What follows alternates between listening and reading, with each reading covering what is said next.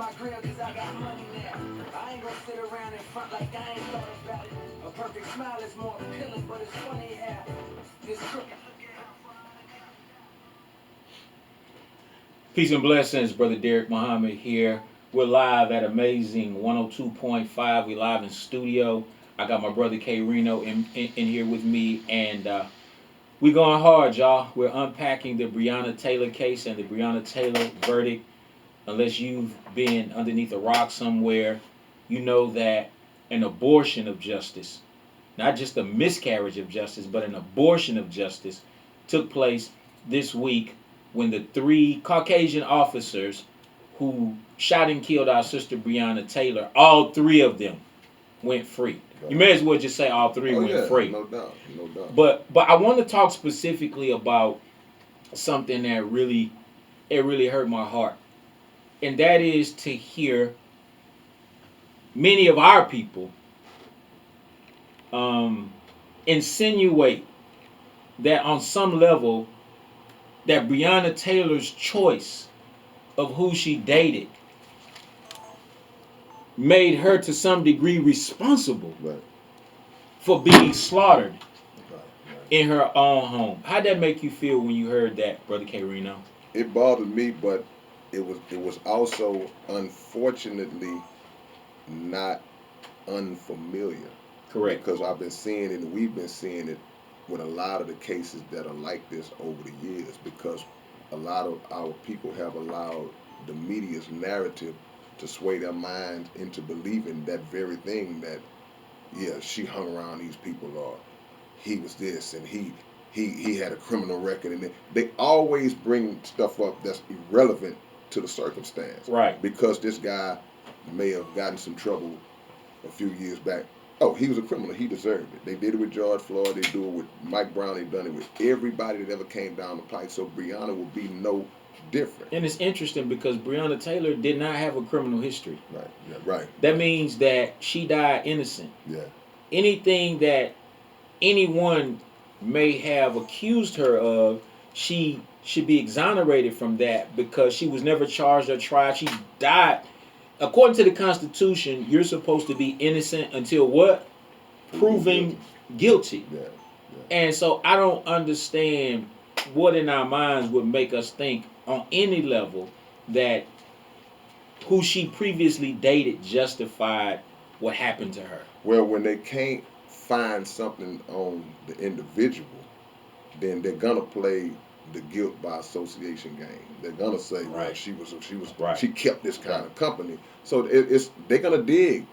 Always, we have to always know that anytime something like this happens, they're gonna go behind closed doors and orchestrate a narrative, and they're gonna present that narrative to the world.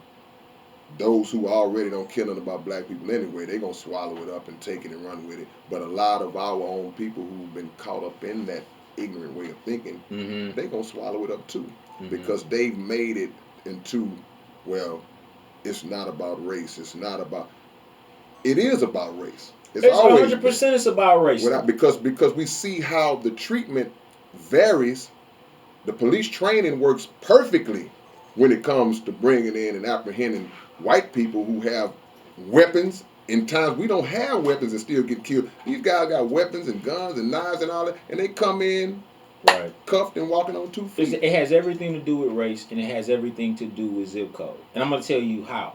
Okay, and I'm not being naive. We know, according to the documents that were made public, that those police officers, that the department was watching Breonna Taylor's house. Okay, and they came to her home to arrest her ex-boyfriend, who wasn't even there. So if her house was under surveillance, you should have known that he wasn't even there. But I want you to check this out, Brother K-Rino. If those officers were black and not white, there may have been a chance that Breonna Taylor would still be alive. Not because if they got shot at, they weren't going to return fire. But they thought that the boyfriend was the ex-boyfriend. And that's because in a lot of white people's eyes, we all look alike. Come on, man. Had that been a black officer, the likelihood of him recognizing that's not him going in that house would have been that much higher. Right. I mean, it goes that deep. Right. So they come in, they have a no-knock warrant. They got a neighbor to testify that police announced who they were before they kicked the door in. But the same person that testified previously said that they didn't announce. On 2 occasions. The third time he came back or she came back and said, okay, they did announce. So why would you go back 2 times when the person already said it twice that they didn't, and to dismiss the other neighbors who said that they didn't hear anything? Mm-hmm. So this is how you know that it was a sham. Come on, man. 100%. But this is the part that they don't look at. The general public don't look at. The racists don't look at. And the ignorant among us don't look at. They don't look at. Right. And so all of a sudden, she a trap queen? Yeah. Oh yeah. Like really? Oh yeah. Really? Gotta paint that picture, man. Right. Exactly. And unfortunately, sometimes what we do in order to get attention, we become co-conspirators in propaganda campaigns against our own. Come on. Sometimes it's best to just when you learn of some information, just keep digging. Wait it out. Or don't say nothing. Right.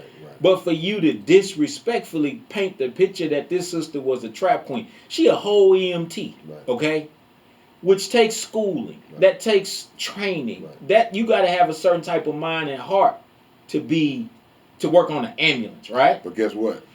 Now they say, well, she hadn't been an EMT and such and such. She wasn't an EMT anymore. Every little thing they try to look at and say as an excuse. Okay, I may used to work at Burger King 10 years. If I don't work there anymore, I still work there. I still have the training qualification. Whatever the case may be, you try to look for every reason to justify why they killed that sister, man. Right. So they have to victimize the criminal. Right. And criminalize the victim. Victimize the criminal and criminalize the victim. This is just another case of that. And so who a person associates themselves with, that should never, ever, ever be a death sentence, a life sentence. It should never be a jail sentence. If she dated a guy who they say, again, this is all alleged, was selling dope, what that got to do with them firing dozens of shots into her home recklessly, with reckless abandon? See, when you start firing them kind of shots into a house, you don't care who you hit. That's right. Babies, anybody. You kick the door in. If somebody fires one shot at you, you step back, you take cover. You try to figure out where the gunshot was coming from. You don't just start shooting. That's why I say the training always is on point, except when it comes to black people. The training goes out the window then, because had that been anybody else, had that been a white person in that house, the training would have been flawless, you know. And it would have the killing would have only came as a 100% absolute last resort. But they would have done everything in their power to make sure that we bring this person in on feet. See, there are 2 types of policing. You have guardian style policing and you have warrior style policing.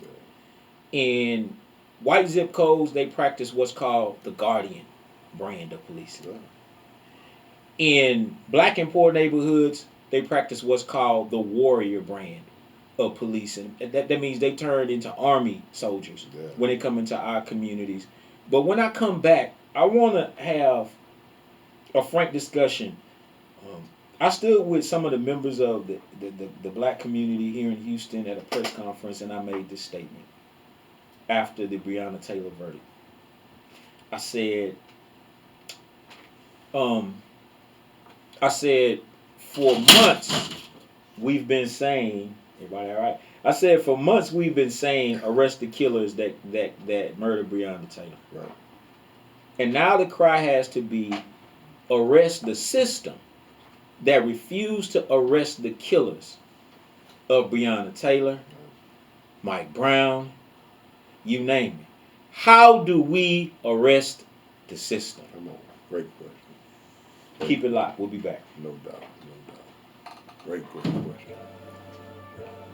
Can't wait to get into that one. And it's funny how the police are always right about what they do. You have these people that believe that no matter what these guys do, they was right. Yeah.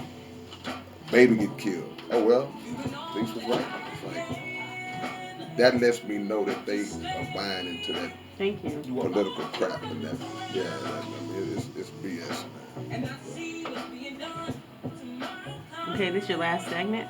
Okay. So if you want to, I don't know what other questions you want to ask each other or talk about. We got 8 minutes in. It's all good. We can keep it popping like it's going.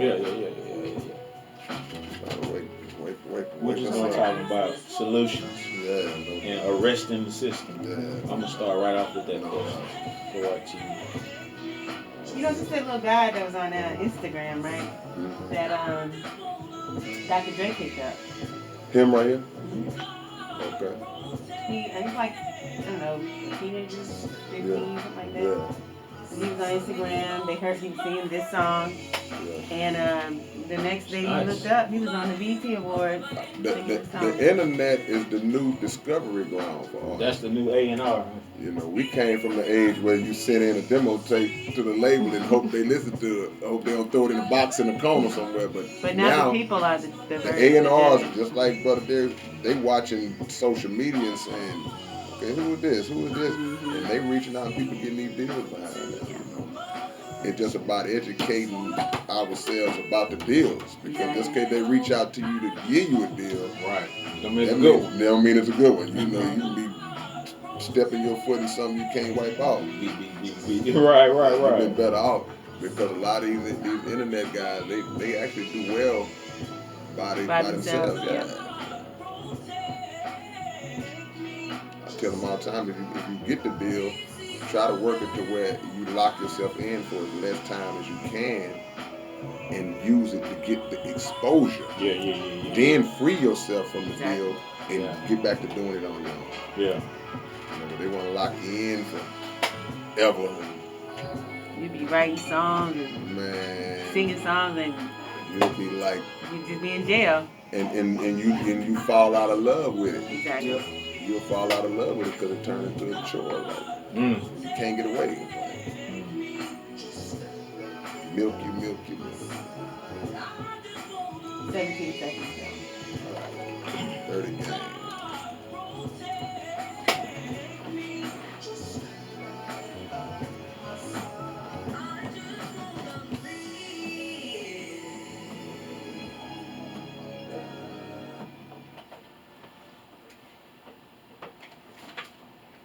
Peace and blessings, family. Brother Deric Muhammad here, and we're live at the amazing 102.5 FM, live in studio. I got my brother K-Rino with me.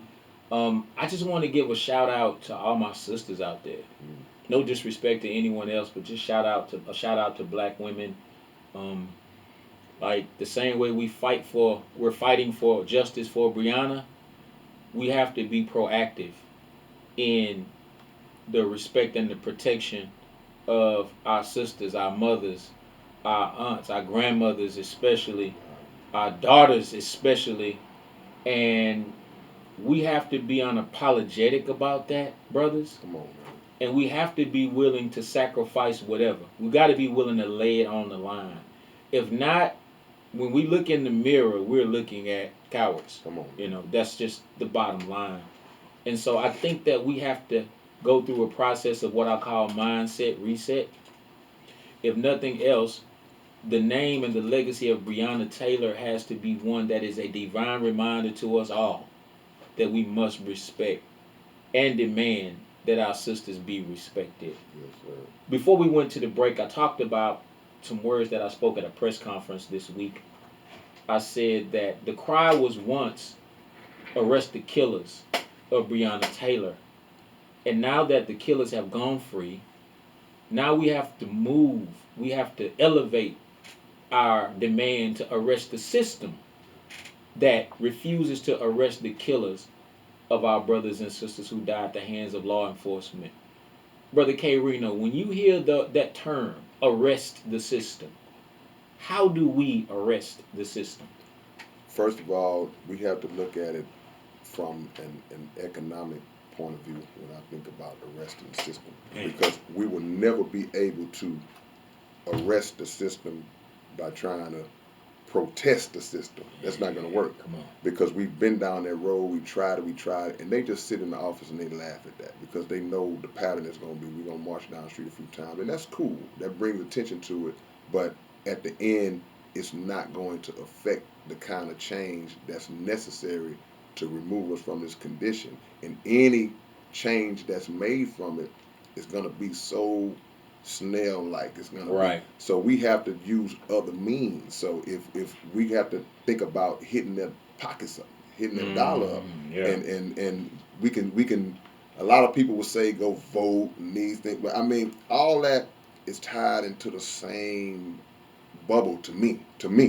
And I feel like voting has a place, not nationally, but we got to hit their pockets, man. We got to start withdrawing our economic power and make them feel us. We got to find where those pressure points are. Right. And those pressure points are most definitely economic.